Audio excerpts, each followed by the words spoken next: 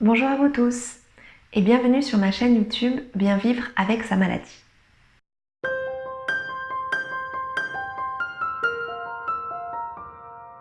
Alors, la rentrée est là, le mois de septembre est arrivé et je voulais vous parler ce mois-ci d'un sujet que je retrouve beaucoup sur les réseaux sociaux qui est le fait de devoir parler ou non de sa maladie à son travail, à son employeur.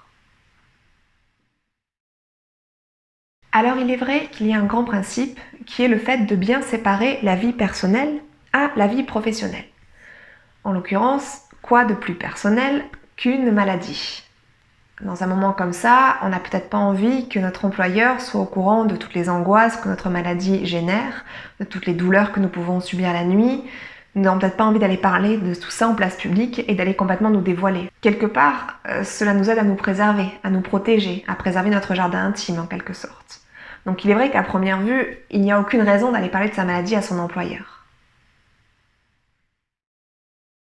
Alors effectivement, il y a le cas de l'entretien d'embauche. Doit-on parler de sa maladie lors du premier entretien, lors du premier contact avec potentiellement notre futur employeur?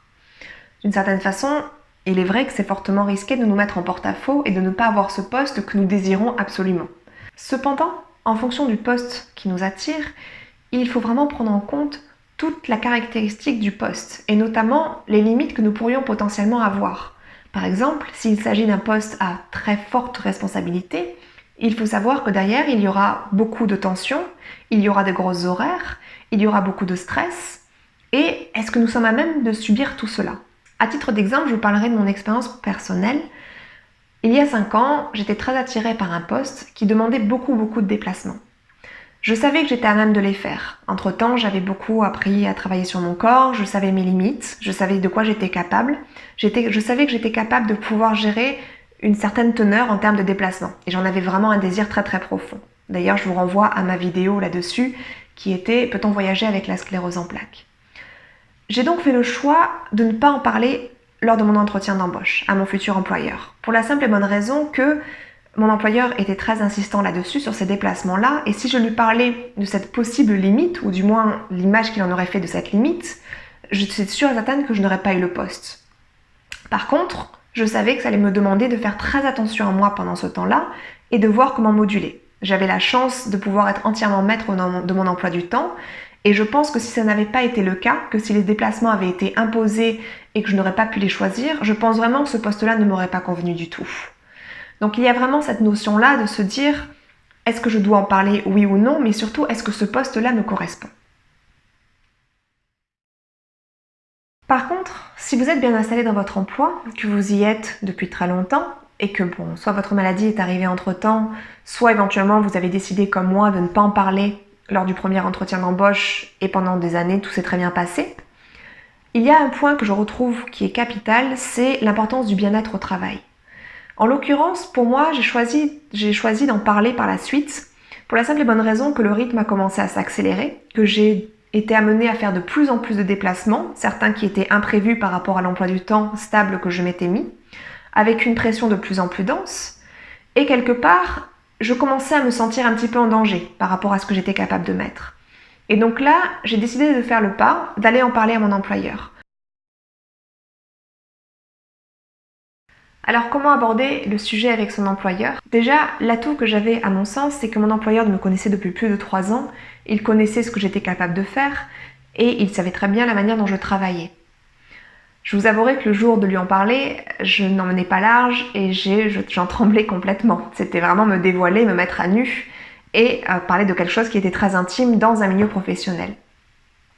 J'ai fait très attention, dans la manière de le dire, à ne pas me victimiser, à ne pas mettre en avant que j'étais malade tout simplement, mais que j'étais une personne entièrement normale, qui avait certaines limites, que je devais faire attention à moi, ça c'était la partie qui me concernait, donc il n'est pas lui à s'inquiéter ni lui à faire quoi que ce soit pour moi, moi je savais prendre soin de moi.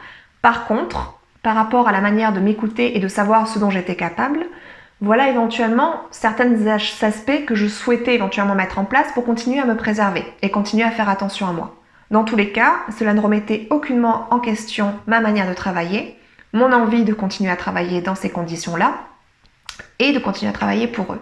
Il ne s'agit pas que de nous et de notre maladie, il s'agit aussi d'un employeur et du risque qu'il y a d'avoir une personne tout touchés par une maladie. Donc le dialogue doit vraiment se faire à deux niveaux, c'est-à-dire que vous devez être à la fois en demande d'aménagement pour vous, pour faire en sorte que vous puissiez être au mieux et continuer à être bien dans votre travail, mais en même temps, rassurer votre employeur qui, lui, a aussi ses propres peurs dans l'objectif de faire tourner la société et qui sont entièrement légitimes.